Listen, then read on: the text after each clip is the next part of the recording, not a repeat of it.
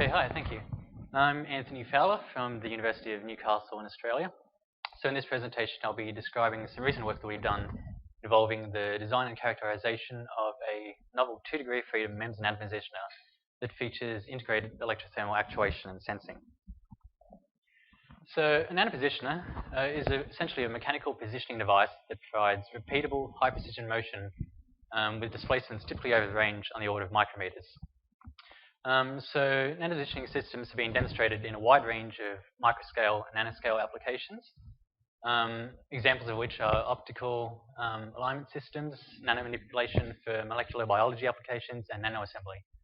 And a particularly important application for nanopositioning is the atomic force microscope, or AFM, which is a form of scanning probe microscopy. So an AFM is essentially a mechanical microscope that can generate a 3D image of a small sample by using a microcantilever with a sharp tip to make measurements of the sample's topography. And so in this application, the sample would be placed onto the stage of the nanopositioner, which we then actuated in a raster pattern to allow the cantilever to make measurements of the sample over its entire surface. And so generally, we need a positioning system with nanometer resolution. And so for AFMs, a piezoelectric tube scanner is commonly used due to its simplicity and low cost. So there's been increasing interest in the use of MEMS technologies to create nanopositioning systems. So a particular advantage of MEMS for nanopositioning is that we can often create a device that has a smaller footprint, increased bandwidth, easier mass production, and lower fabrication costs compared with existing macroscale devices. And so MEMS nanopositioners have been demonstrated in a wide range of applications. We've recently demonstrated this 2-degree freedom MEMS nanopositioner based on a silicon and insulator-based fabrication process. And this was designed to act as the scanning stage for a commercial atomic force microscope. So the device was designed with a series of 3 micrometer diameter gold features, which were used to act as a scanning sample. And so we were able to successfully demonstrate the use of the AFM to generate an image of these features, as shown in this image here. MEMS nanopositioners have also been demonstrated for recent probe-based data storage applications.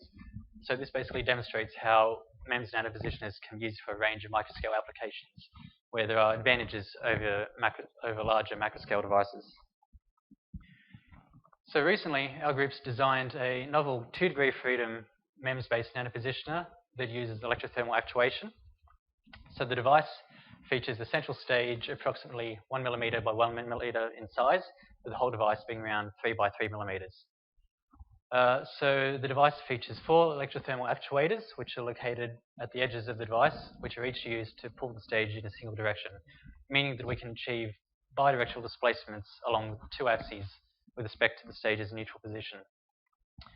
The device also features integrated displacement sensors to allow for real-time measurements of the stage's position along each axis. These are based on the principle of electrothermal sensing, with each sensor being located underneath the edges of the stage. So electrothermal actuation is one of the more common types of actuation used in MEMS devices. So the basic principle of operation is that the device consists of a series of beams through which a current is passed.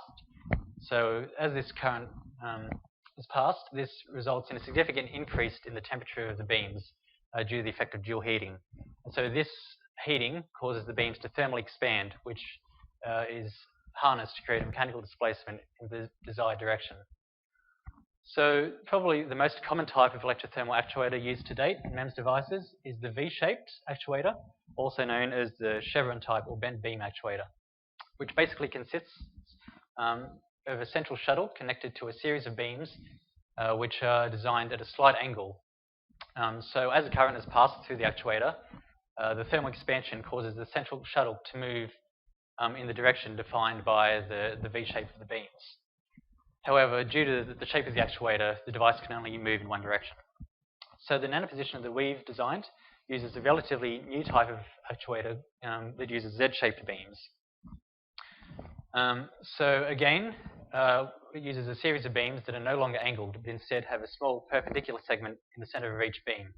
So as we pass a current through the beams, the thermal expansion that results due to the heating causes the central shuttle to move in the direction defined by the Z shape of the beams. Now again, this device will only move in one direction, but an advantage that it has over the existing V-shaped actuator is that we can connect two of these actuators back to back to achieve bidirectional displacements. So this wouldn't be possible with the V-shaped actuator, as the shape of the beams creates a structure that's mechanically stiff in the direction opposite to its direction of operation.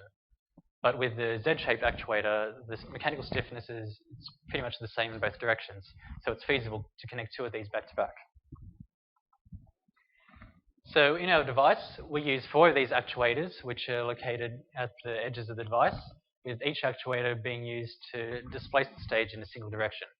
So as we can see, when one actuator is activated, the beams of the actuator on the other side of the stage allow it to become displaced along with the rest of the stage. In our fabricated device, the actuator beams are actually made from nickel rather than silicon, as is usually seen in MEMS devices. So due to the much lower resistivity of nickel compared to silicon, this means that much larger currents would need to be used to resistively heat the beams to the required temperatures, which would be not practical in a MEMS application. So therefore, in our device, we pass the actuating current directly through a dedicated heating layer made from polysilicon, which is located underneath each of the beams. So the much higher resistance of this structure means that we can use lower currents to achieve the required temperatures, with the heat being transferred from the heaters to the beams via a small air gap of around a micrometer. So the device's integrated displacement sensors are based on electrothermal sensing, with the sensor for each axis consisting of a pair of polysilicon heaters positioned underneath the edges of the stage. And 2 heaters are used on opposite edges of the stage. So we apply a bias current to each heater, which again causes the heater to reach a temperature of several hundred degrees Celsius. And so this temperature differential between the heater and the stage causes the conduction of heat between the 2 bodies. Then as the Nanopositioners actuators are activated, the changes in the position of the stage create changing overlaps between the heater and the stage, which causes variations in the rate of heat conduction between the 2 bodies. So for example, as the overlap between the 2 bodies is increased, this causes a slight decrease in the temperature of each heater. And conversely, as the overlap between the 2 bodies decreases, this causes a slight increase in the temperature of the heater. And due to the temperature-dependent resistivity of silicon, this leads to small variations in the resistance of each heater. And so we can convert these resistance changes into voltage changes via a transimpedance amplifier-based circuit. And so we can then amplify the signal to create a voltage that's essentially representative of the position of the stage in each direction. And the 2 heaters in each axis are operated differentially, which allows us to essentially minimize the effects of undesirable factors, such as ambient temperature and sensor aging. So the device was fabricated using the commercial metal mumps process by MEMS cap, in which the stage, flexures, and the electrothermal actuators are fabricated from 20 micrometer thick electroplated nickel, while the heaters for the electrothermal actuators and sensors are fabricated from 0.75 micrometer thick polysilicon. And so we can see a SEM image of the fabricated device here on the right. So in the characterization of the device, we used a Polytech microsystem analyzer to measure the in-plane displacements of the Nanopositioner stage. So the plots on the left show the experimentally obtained relationship between stage displacement and actuation voltage for both axes, as well as the cross coupling. So we can see that we can achieve displacements of around -5 to +5 micrometers along both of the X and Y axes. And we can see that there's a nonlinear relationship between the displacement and the actuation voltage, which is largely due to the quadratic relationship between the applied power to the electrothermal actuators and the actuation voltage. And we can also see that there is some cross-coupling between the axes, which is likely due to thermal transfer between actuators. On the right, we can see the relationship between the stage displacement and the sensor output for both axes, which shows that we can make an approximately linear fit with experimental data. However, there is some asymmetry between the positive and negative directions for each axis. So this may be due to the non-ideal positioning of the sensors underneath the stage. However, we are still looking into this effect. So these show the obtained frequency responses for the system, the magnitude plots, which show that the bandwidth of the system is actually quite low, at less than 10 hertz. And a major limiting factor is likely due to the design of the heating mechanism of the electrothermal actuator. So thermal actuation is slower in general compared to other forms of actuation, such as electrostatic actuation, but we are looking to improve the bandwidth of the system in a future version of the device.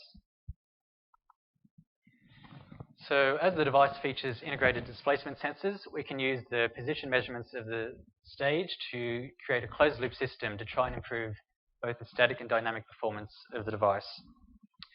So firstly, we've designed some feed-forward controllers to compensate for the static nonlinearity of the electrothermal actuators. So as we saw in a previous slide, there's a quadratic relationship between the applied voltage and the stage displacement. So we've designed feed-forward controllers based on this data to linearize the system by compensating for this nonlinearity. So the obtained plots here on the left show the effect of the feed-forward controllers and show that we've got an essentially linear relationship between both the reference displacements and the outputs, as well as the cross-coupling along both axes. So a closed-loop control system was then designed based around the fabricated device, cascaded with the feed-forward controllers.